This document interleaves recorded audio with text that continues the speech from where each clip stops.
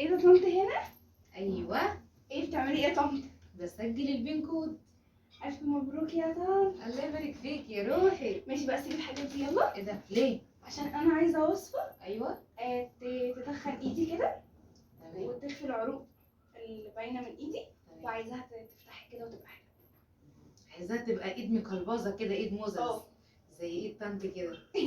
صح كده؟ ايوه. طب يلا نعمل وصفه جامده جدا. يلا بينا. دلوقتي حالا. حلو. طب ما ينفعش بكره؟ لا دلوقتي.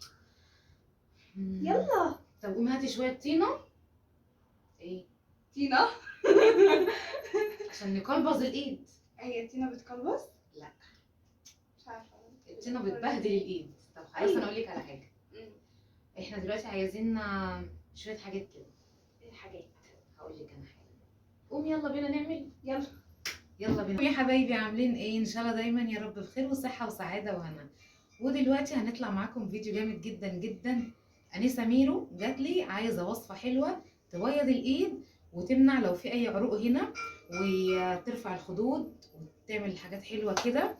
الوصفه دي ان شاء الله ب3 مكونات بس، ما فيهاش اي حاجه رابعه، ومعاكم هتكون سهله وبسيطه وكلها حاجات ان شاء الله متوفره في البيت. يلا بينا. نشوف فين الوصفه. يلا معايا يلا.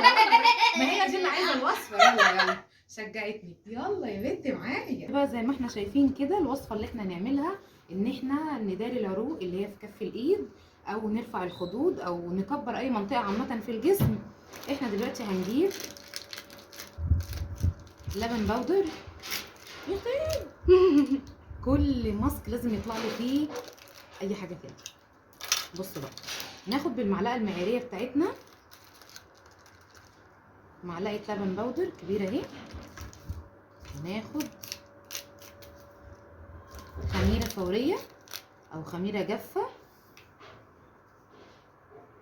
ادي معلقه كمان اهي. وكمان معلقه زبادي كبيره اهو.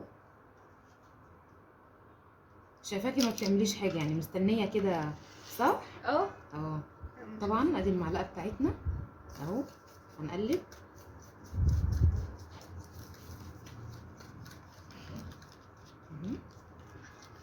هاكلها لك لو ما سكتيش.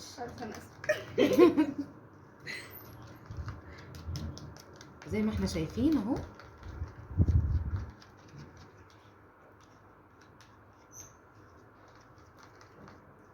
كده الوصفه بتاعتنا جاهزه وزي الفل.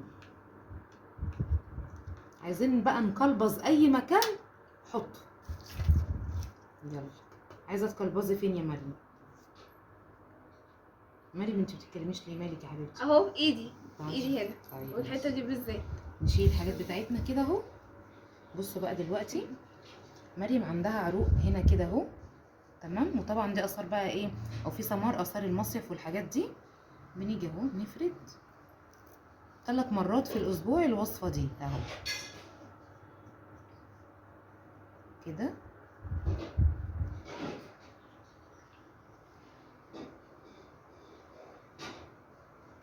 اي حته بقى عايزين ننفخها نكبرها نكلبظها نتخنها زي ما انتوا بتقولوا يعني اهو.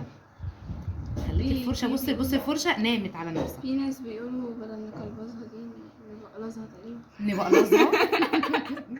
مريم عايزه تبقلظها. يلا بقلظناها اهو مع بعض. بصوا كده ايد مريم هتقلبظ في خلال اسبوع. هتداري العروق دي خالص منها. كل يوم اعمل وكمان يعني كل يوم خلال اسبوع. يلا نحط. بصوا بقى دلوقتي احنا عايزين نعمل هنا برضو خدود على الناحيتين كده. بنيجي في الحته اللي احنا عايزين نرفعها وبنمشي كده. طبعا مش عايزين نتخن الوش كله، ونحط في المكان اللي احنا عايزينه اهو، ونرفع على فوق زي ما احنا شايفين. لف كده اعمله اهو.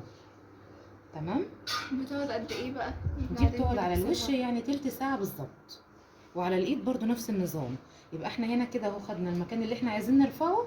تمام. في اللي عايز يرفع اللي هو ايه يعني بنقول عليه الصدغ او الوش من تحت. شوفوا انتوا بقى بتقولوا ايه.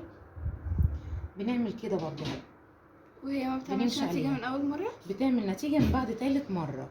تمام. بيبتدي النتيجه بتاعتها تبان بعد اسبوع بالظبط. تمام كده.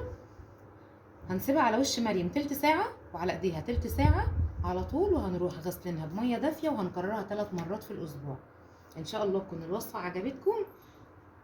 ايه عايزه ايه؟ احط لك في الصباع ده انا قصدك؟ ان شاء الله تكون الوصفه عجبتكم وتكون سهله وبسيطه ومكوناتها كلها موجوده في البيت. وما تنسوش تعملوا لنا لايك وسبسكرايب او اشتراك في القناه. قشطة عليك يا ميرو. ولو عايزين ميرو تطلع في اي فيديو تاني هطلعها لكم. طبعا لما يكون ايديها كلبظت ووشها كلبظ. بصوا